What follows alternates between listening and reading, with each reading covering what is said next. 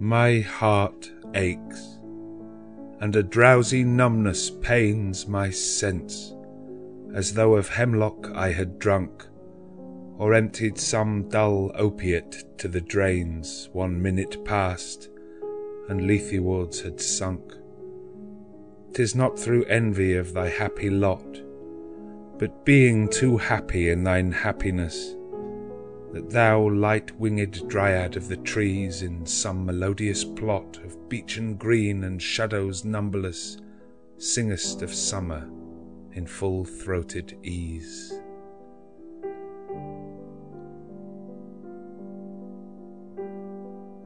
Oh, for a draught of vintage that hath been cooled a long age in the deep delved earth, tasting of flora and the country green, dance and Provençal song and sunburnt mirth.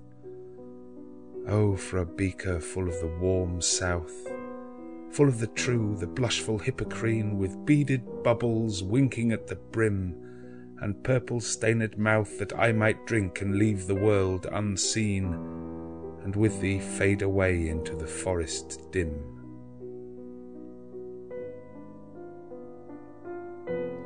Fade far away, dissolve and quite forget what thou among the leaves hast never known, the weariness, the fever and the fret, here where men sit and hear each other groan, where palsy shakes a few sad last grey hairs, where youth grows pale and spectre thin and dies, where but to think is to be full of sorrow and leaden-eyed despairs, where beauty cannot keep her lustrous eyes, or new love pine at them beyond tomorrow.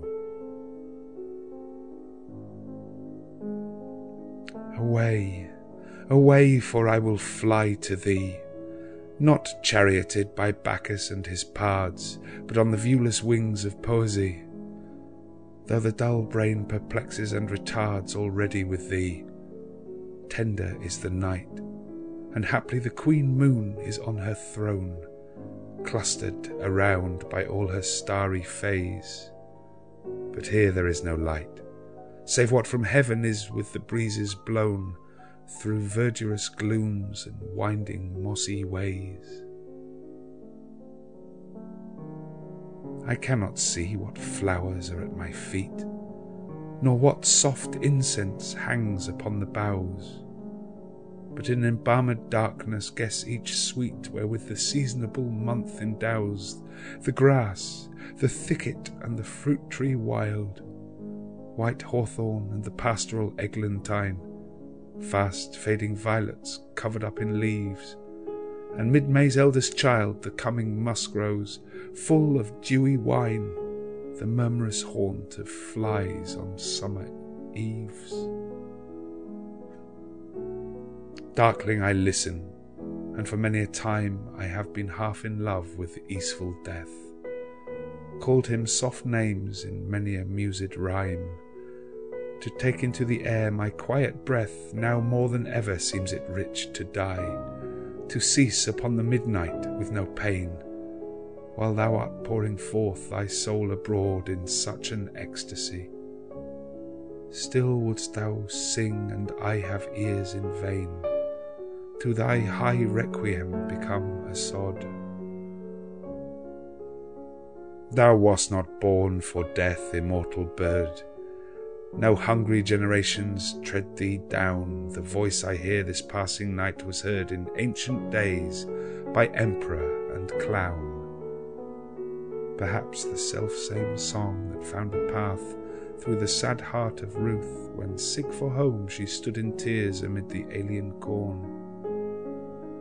The same that oft times hath charmed magic casements opening on the foam of perilous seas in fairy lands forlorn. Forlorn, the very word is like a bell to toll me back from thee to my sole self. Adieu, the fancy cannot cheat so well as she is famed to do, deceiving elf. Adieu, adieu, Thy plaintive anthem fades past the near meadows, over the still stream, up the hillside, and now 'tis buried deep in the next valley glades.